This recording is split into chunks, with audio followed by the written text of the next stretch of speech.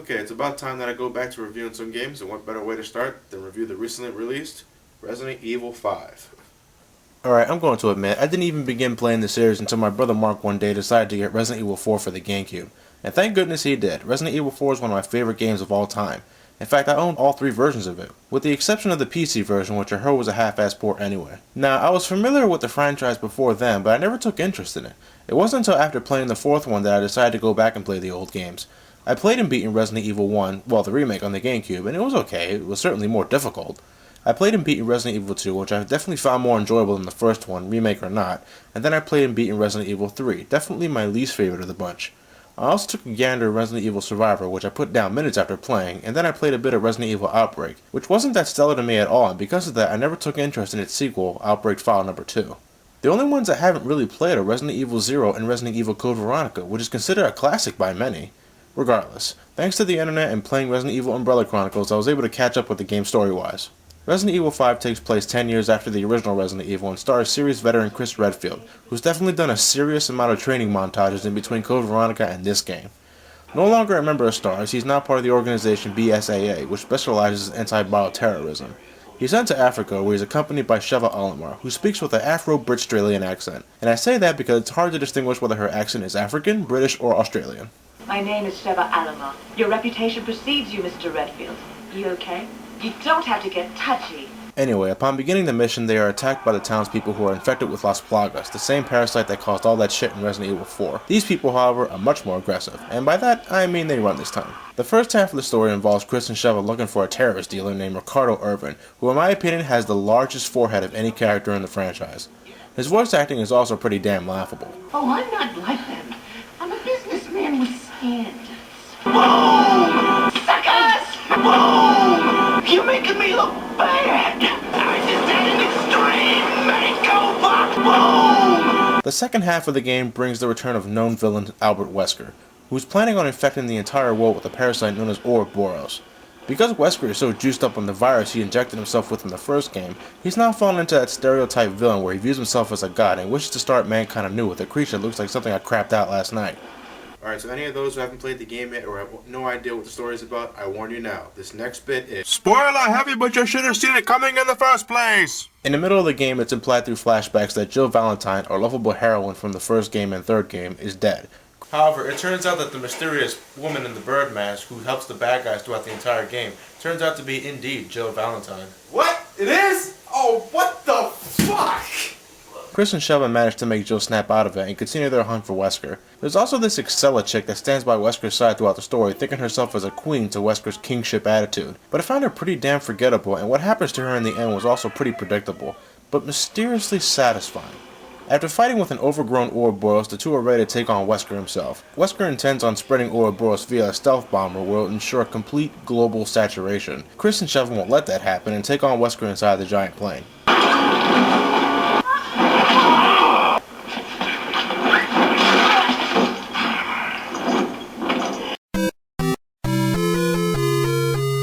Okay, I'm kidding. Chris manages to throw the override switch, causing the plane to crash land inside an active volcano. The two manage to survive the crash and, wait a minute, are you serious? The two are standing mere feet away from active lava flow. The sheer amount of heat inside the place should burn them to a crisp. I mean, I know it's a video game, but come on. Anyway, it turns out Wesker survived the crash as well, looking a lot like Liquid Snake from the end of Metal Gear Solid. He emerges himself with Ouroboros and attempts to kill the two. During the fight, the two get separated, and it's up to Chris to reunite the two by moving a large boulder to create a stepping stone for Sheva to use to get across. Wait, what?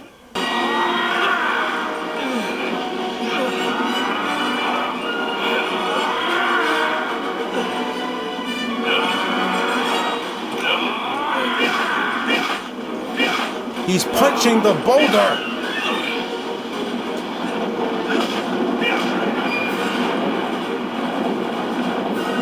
Chris Redfield. If pushing doesn't do it, you can always punch it.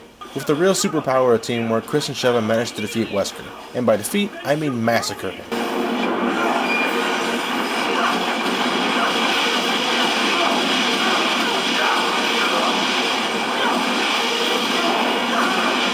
Holy shit. Wesker falls into the lava flow looking somewhat like the T-1000 in the end of Terminator 2, with Chris and Sheva escaping via helicopter. Wesker attempts to take the two down with them, but in true Resident Evil fashion, Chris and Sheva whip out the rocket launchers and send Wesker into oblivion.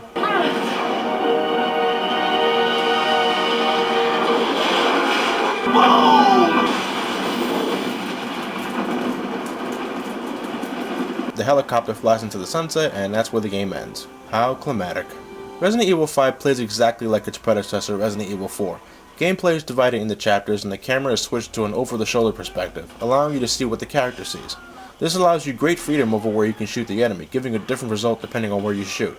You can also stun enemies and deliver fierce melee attacks, which is a great alternative in case you run short of ammo, in the unlikely event that happens. You also have a knife, or as I call it, the short sword, because that sucker is a little too big in my eyes to be considered a knife.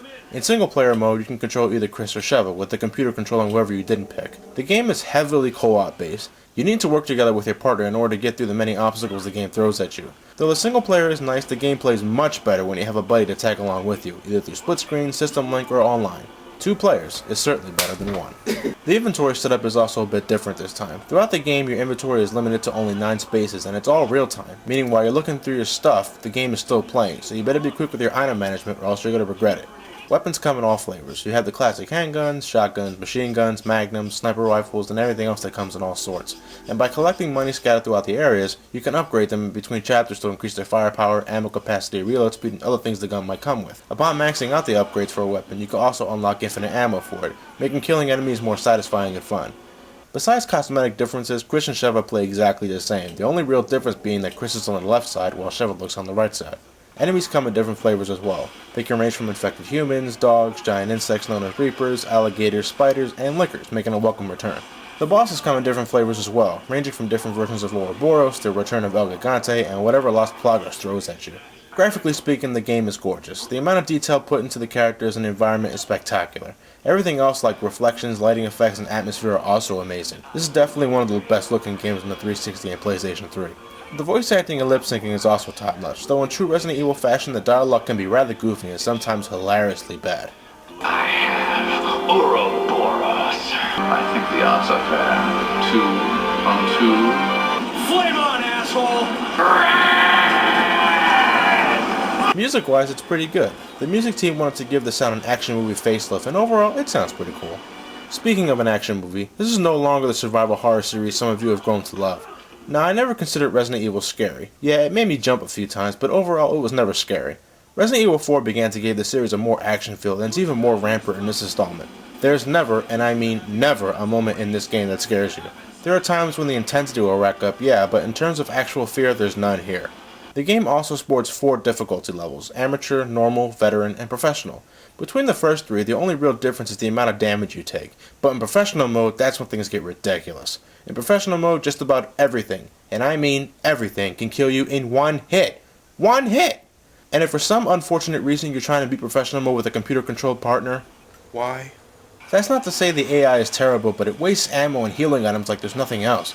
Say I want to knock down an enemy and strike it with my knife because I want to save ammunition. The AI won't give a damn, will continue to unload showers of bullets upon the downed prey. Stop it already! Jesus, I want you to save those bullets! Sure, you're a crack shot with a sniper rifle, but come on, stop it!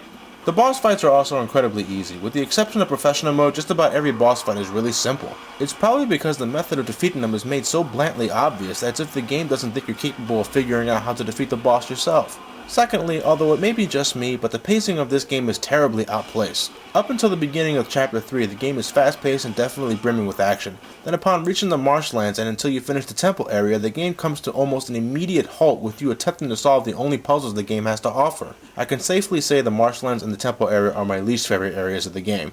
The puzzles aren't even that brain-taxing either, making me wonder why it was even put there in the first place.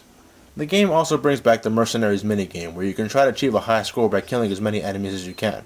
There are over 8 areas you can travel in with over 10 characters you can choose from. Well, actually there's only 4 because the rest are just costume swaps of the same character. Seriously, Captain, what the hell? All in all, Resident Evil 5 is a damn good game. Though I'm going to be honest, I don't find it as enjoyable as Resident Evil 4. Sure, it has prettier graphics and a kick-ass multiplayer, but there's just something about Resident Evil 4 I love so much more. I don't know, maybe it's because I haven't given Resident Evil 5 enough time to soak in, but until then, I still hold Resident Evil 4 in higher regard. With that said, I'm going to give Resident Evil 5 around an 8.5 out of 10, and I definitely recommend it, especially with a friend.